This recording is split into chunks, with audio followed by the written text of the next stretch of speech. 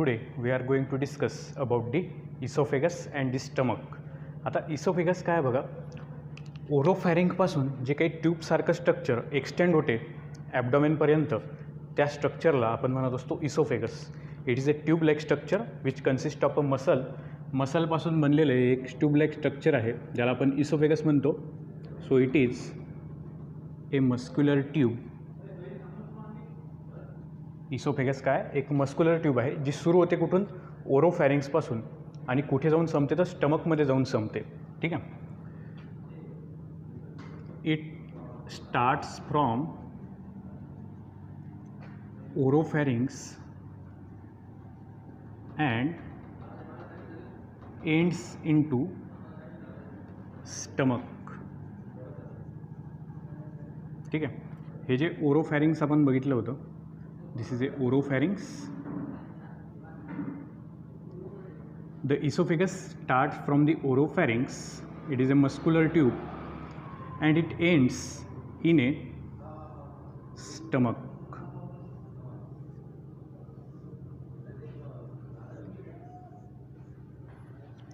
So this is a esophagus.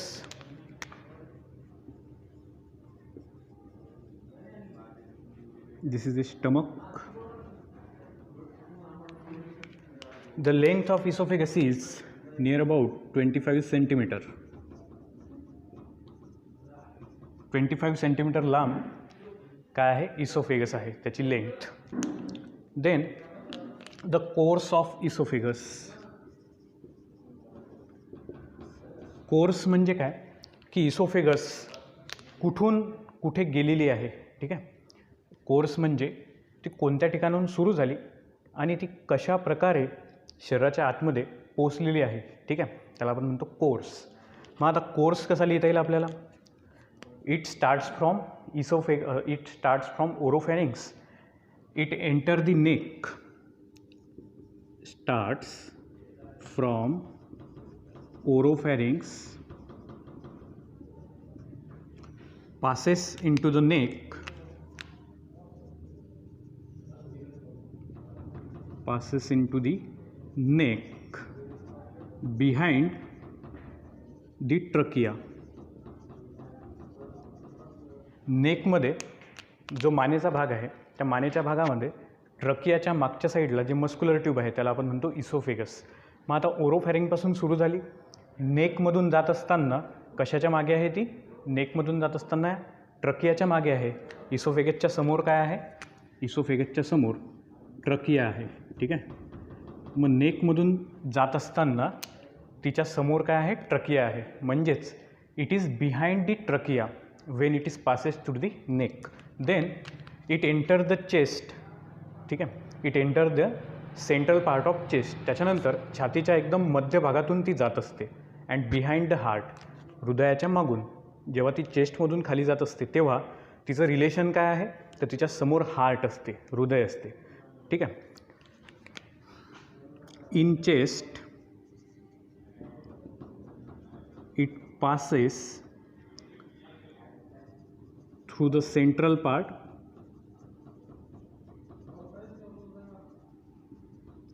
behind the heart. चेस्टमध्ये मध्यभागातून ती जात असते आणि हार्टच्या मागच्या बाजूला असते. ठीक आहे. Then it pierce the diaphragm. इथे एक मसल असतो बघा, the dome shape muscle which separate thoracic cavity and abdominal cavity. चेस्टचा भाग आणि ॲबडॉमिनचा भाग, ठीक आहे, छातीचा भाग आणि पोटाचा भाग यांना वेगळं करणारा एक हॉरिझॉन्टल मसल आहे, एक आडवा असा मसल आहे जो डोम शेप दिसतो, त्याला आपण म्हणतो डायफ्राम. मग नंतर काय केलं आहे याने, इसोफेगसनी, it pierces the diaphragm and enters into the stomach. डायफ्रामला पियर्स केलं म्हणजे काय केलं, डायफ्राममधून ती आरपार गेली.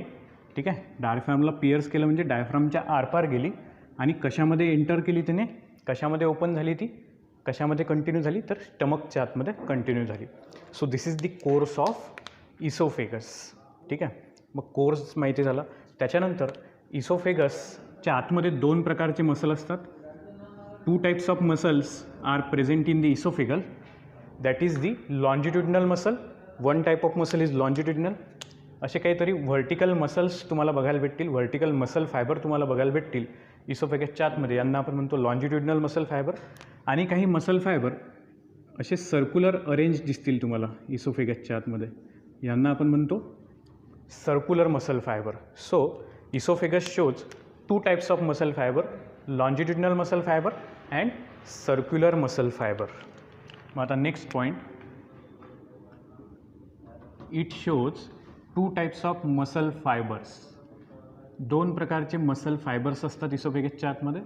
एक आहे लॉन्जिट्युडिनल और व्हर्टिकल मसल फायबर, दुसरे आहेत हॉरिझॉन्टल और सर्क्युलर मसल फायबर. काही गोलाकार मसल फायबर दिसतील, काही उभे असे लॉन्जिट्युडिनल व्हर्टिकल असे मसल फायबर तुम्हाला कशाच्या आतमध्ये दिसतील, इसोफेगसच्या आतमध्ये दिसतील. आणि इसोफेगस काय आहे? It is a muscular tube. मसलपासून तयार झालेली एक नळीसारखं जी रचना आहे त्यालाच आपण म्हणतो इसोफेगस. त्याच्यानंतर this circular and longitudinal muscles helps in the peristalsis movement. आता पेरिस्टाल्सिस मूवमेंट म्हणजे काय? Contraction and relaxation. Contraction and relaxation. इसोफेगसचं आकुंचन पावणे आणि प्रसरण पावणे, आकुंचन प्रसरण या प्रक्रियेला आपण म्हणत असतो पेरिस्टाल्सिस. मग इसोफेगसची जी मूवमेंट आहे कॉन्ट्रॅक्शन रिलॅक्सेशन, कॉन्ट्रॅक्सेशन रिलॅक्सेशन, तर या कॉन्ट्रॅक्सेशन आणि रिलॅक्सेशनमध्ये जे मदत करणारे जे मसल्स आहेत ते आहेत लॉन्जिट्युडिनल आणि सर्क्युलर मसल्स. ठीक आहे. मग कॉन्ट्रॅक्सेशन आणि रिलॅक्सेशनचा फायदा काय झाला की हे जे अन्न आहे हे खालच्या दिशेने ढकलल्या जाते. कुठे? स्टमकच्या साईडला.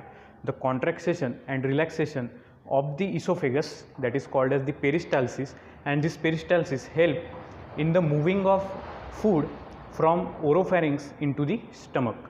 हे जे पेरिस्टाल्सिक मूवमेंट आहे ती आपल्याला मदत करते इसोफेगसला अन्न वाहून नेण्यासाठी. कुठून कुठपर्यंत? From mouth to the stomach. So this muscle fibre shows a contraction and relaxation movement called as peristalsis.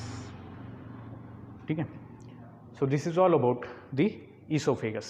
In the next part, we are going to study about the stomach. Now, let's see the stomach. आता stomach काय असते बघा.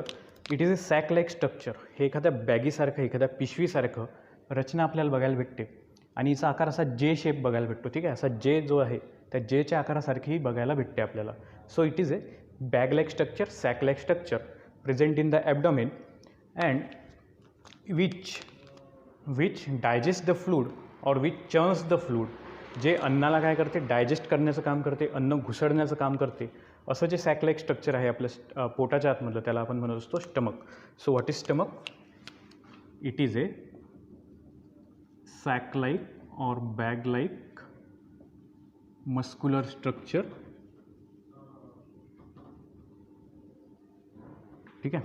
Present in the abdomen. ॲबडॉमेनमध्ये असं बॅगीसारखं, ठीक आहे, सॅकसारखं muscular structure जे मसलपासून बनलेलं आहे. याच्यामध्ये सुद्धा लॉन्जिट्युडिनल आणि सर्क्युलर मसल तुम्हाला बघायला भेटतील. जे मसल आपण ऑलरेडी इसोफेगसमध्ये बघितले होते लॉन्जिट्युडिनल आणि सर्क्युलर मसल, सेम मसल तुम्हाला बघायला भेटतील स्टमकमध्ये. ठीक आहे. सो पहिला पॉईंट आपल्याला माहीत झाला, it is a bag like muscular structure. Then next point, shape. It is J shape. जो अल्फाबेटिकल लेटर आहे जे, त्या जेच्या आकारासारखं स्टमक तुम्हाला बघायला भेटते. इट्स लोकेशन कुठे प्रेझेंट दिसते ॲबडॉमेनमध्ये? तो it is present in the upper left side of the abdomen. ॲबडॉमेनच्या डाव्या बाजूला, पोटाच्या डाव्या बाजूला. ठीक आहे. कुठे बघायला भेटते आपल्याला? अप्पर लेफ्ट साईड, पोटाच्या वरच्या डाव्या बाजूला तुम्हाला स्टमक बघायला भेटते. So it is present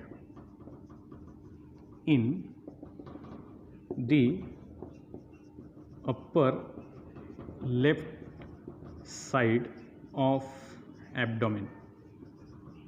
upper left side of ॲबडॉमेनमध्ये तुम्हाला ती बघायला भेटते. ठीक आहे. डाव्या बाजूला स्टमक असते. त्याच्यानंतर parts. What are the parts of stomach? So there are 3 parts of stomach. The upper dome shape part. ठीक आहे. हा जो वरचा डोम शेप पार्ट तुम्हाला बघायला भेटतो. ठीक आहे. वरचा असा जो फुगलेला पार्ट बघायला भेटतो पालखीसारखा, असा वरचा सी शेप जो पार्ट बघायला भेटतो हा, याला आपण म्हणत असतो fundus. It is called as fundus. So the first part is fundus. Fundus काय आहे? It is upper dome shape part. पालखीचं जे वरचं छत असते तो जो आकार आहे त्याला आपण म्हणतो फंडस किंवा डोम शेप. डोम म्हणजे पालखीच्या छतासारखा दिसणारा अशा प्रकारचा हा जो आकार आहे त्याला आपण म्हणतो डोम शेप. आणि हे फंडस काय आहे? तर मग fundus is a dome shape part of stomach. त्याच्यानंतर बॉडी. ठीक आहे. This part, the central large part of stomach is called as body. Then body. What is body? It is the central large part of the stomach. मध्यभागी असलेला जो मोठा part आहे स्टमकचा, जठरचा, त्याला आपण म्हणतो body. And the narrow part of the stomach is called as pylorus. स्टमकचा खालच्या दिशेने जो काही असा नॅरो झालेला पार्ट तुम्हाला बघायला भेटेल, बारीक झालेला पार्ट तुम्हाला बघायला भेटेल, त्याला आपण म्हणतो pylorus. So these are the 3 parts of stomach. First is the fundus, upper dome shape part. Then the body, central large part of the stomach. And the narrow terminal part of the stomach is called as pylorus. So pylorus is narrow part of stomach which continues in the small intestine. जो small intestine सोबत continue होतो त्या पार्टला आपण म्हणतो पायलोरस. ठीक आहे. इथून सुरू होते स्मॉल इंटेस्टाईन आणि स्मॉल इंटेस्टाईनचा डिओडिनम पार्ट. ठीक आहे. मग आता कोणते कोणते मसल फायबर आहे स्टमकच्या आतमध्ये? So stomach shows 2 types of muscle fibre, longitudinal as well as circular. The circular muscle fibres are present near the gastroesophageal junction and pyloric junction. ठीक आहे. आता हे जे सर्क्युलर मसल आहेत हे 2 ठिकाणी बघायला भेटतात तुम्हाला. एक बघायला भेटतो गॅस्ट्रोइसोफेजियल जंक्शनला, दुसरा बघायला भेटतो पायलोरिक जंक्शनला. ठीक आहे. पायलोरसच्या जवळ सर्क्युलर मसल बघायला भेटतात. इथे इसोफेगस आणि स्टमक यांची जिथे जॉईनिंग होत असते त्या ठिकाणी तुम्हाला सर्क्युलर मसल बघायला भेटतात. तर this circular muscles are called as sphincter. The circular muscles of the stomach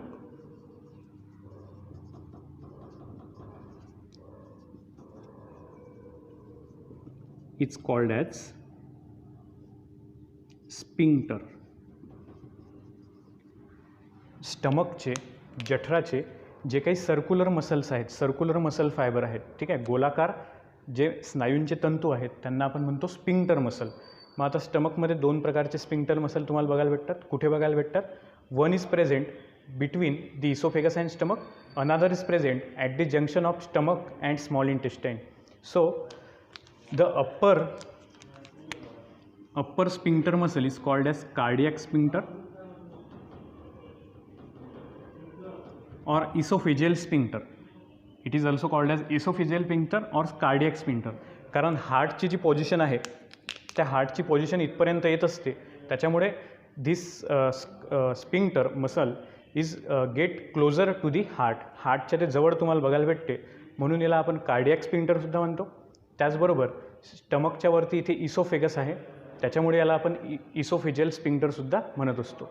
त्याच्यानंतर पायलोरसवर असलेलं जे काही स्पिंक्टर आहे याला आपण म्हणतो pyloric sphincter.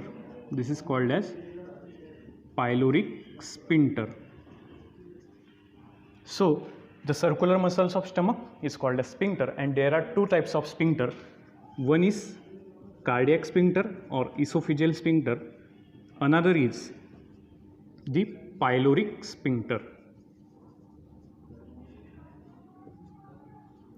What is the role of this sphincter muscle? या sphincter muscle चं काय काम आहे? It prevents the backflow of food from stomach into the esophagus.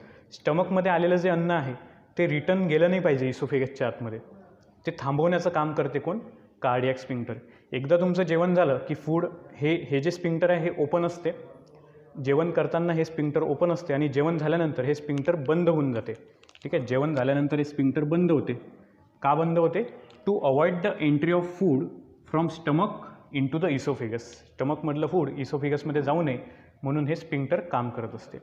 तसंच काम आहे पायलोरिक स्पिंक्टरचं. जे इंटेस्टाईनमधलं फूड आहे ते रिव्हर्स गेलं नाही पाहिजे स्टमकच्या आतमध्ये, ते काम कोण करते? मग पायलोरिक स्पिंक्टर. त्याच्यानंतर functions of stomach. First function is the churning of food. जे काही अन्न आहे आपण घेतलेलं त्या अन्नाला घुसळणे, ठीक आहे, अन्नाला घुसळणे, अन्नाला बारीक करणे, त्याला आपण म्हणत असतो चर्निंग ऑफ फूड.